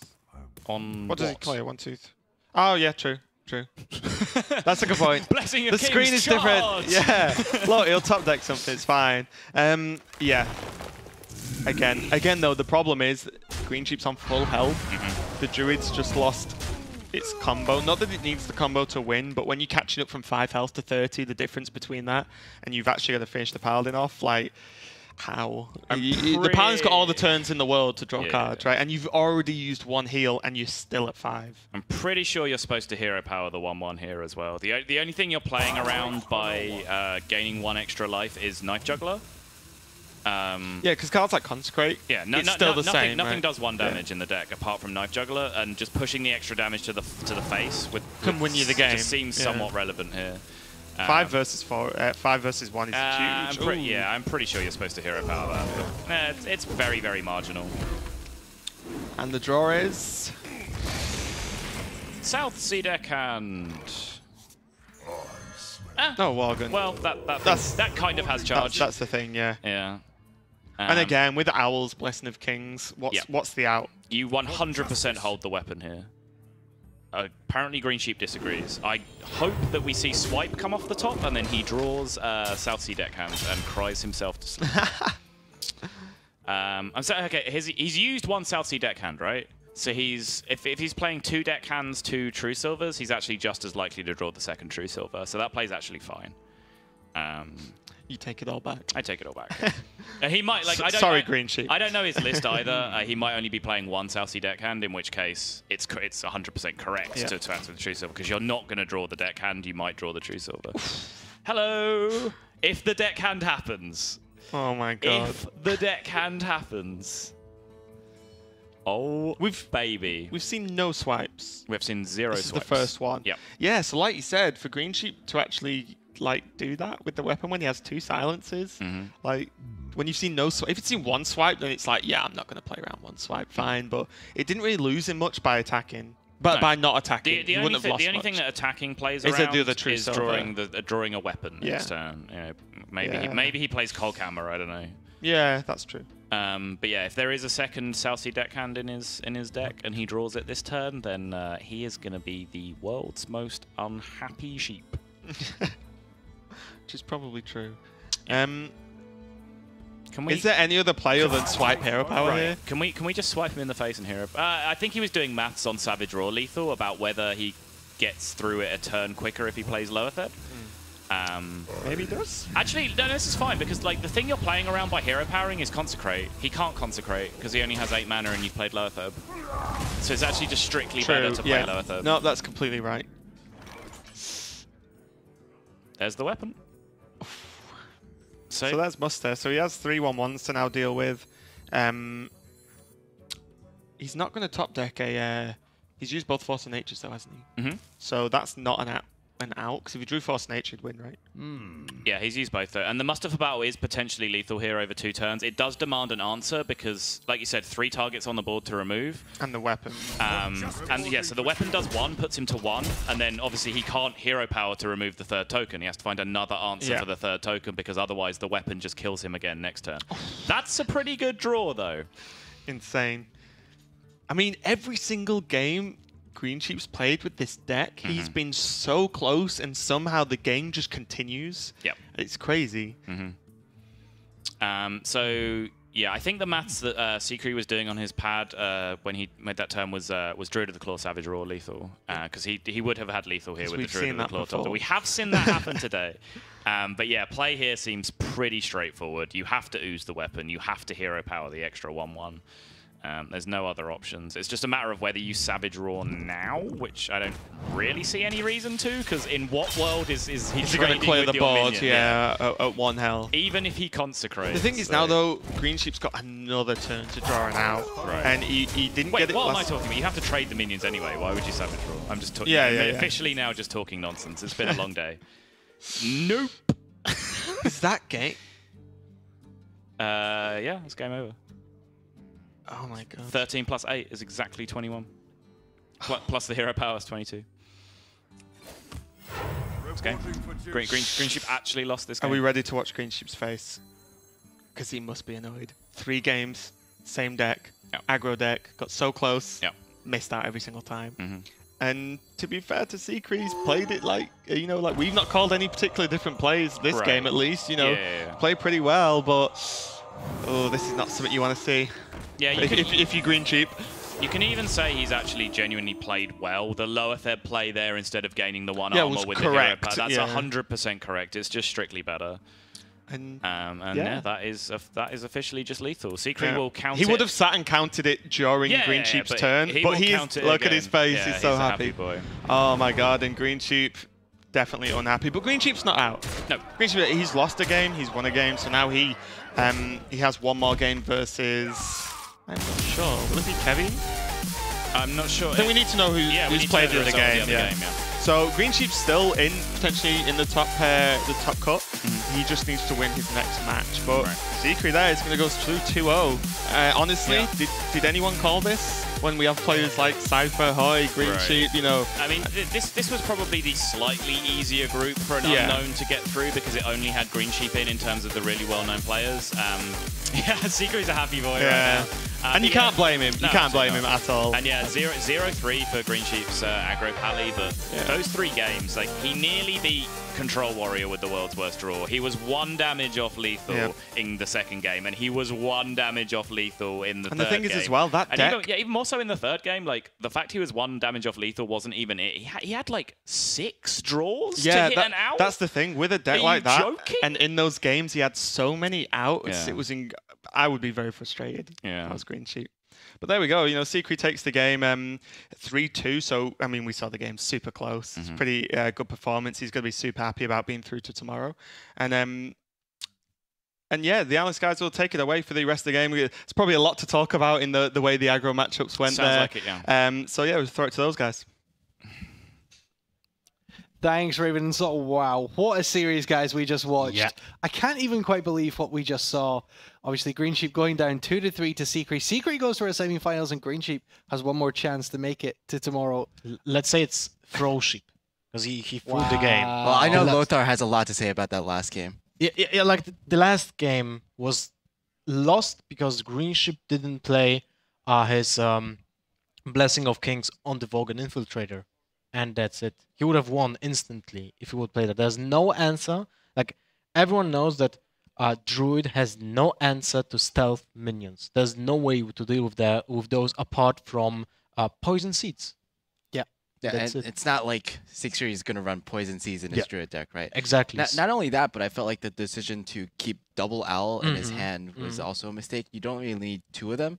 Yes. And you might as well just play one of them as like a minion. Yeah, a minion, like a regular abusive sergeant that doesn't get a buff, for example. I mean, we were discussing the game up here. I am not as good at Hearthstone as you guys are, so I wasn't entirely convinced you could Blessing of Kings on a stealth minion. And even if Greensheep thought that like me, playing it on the 1/1 is still the right play, because the Ancient of Lore trades, and it's not lethal that turn for Sychry. I think if you would Blessing of King the 1/1, it's like... You play around swipe.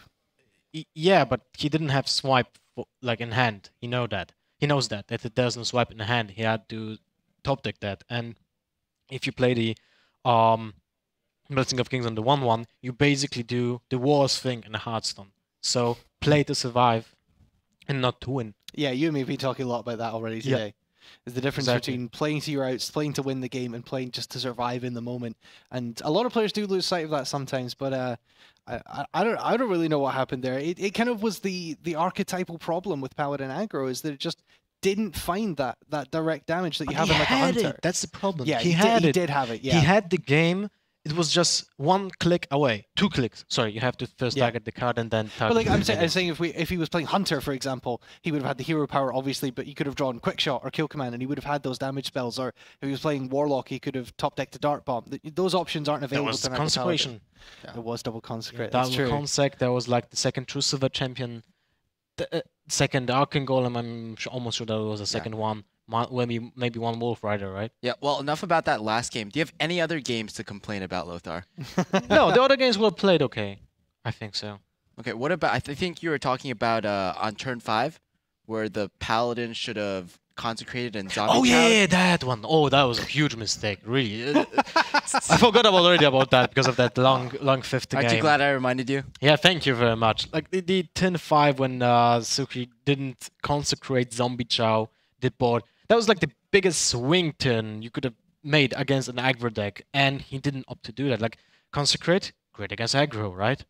Zombie Chow, what's the purpose to have that in your deck? Well, against aggro, right? So you just play those 2 cards and win. Yeah, not only that, but I feel like the Paladin typically doesn't have too many charge minions, and it really relies on buffing minions that already exist on the board. Yeah. Not only with the Blessing of Kings, but also with the addition of Seal of Champions into Greensheep's deck. So really important to get at least 1/1 stuck on the board, and basically Sychry had a chance to clear off the entire board, devoid Greensheep of any other outs in that particular turn. Well, we have one more match coming up for you. It's going to be the deciding match in Group B. We're going to talk a little bit about whether or not Greensheep can advance. It's going to be Greensheep versus Cloudus Crease. I'm going to get it right.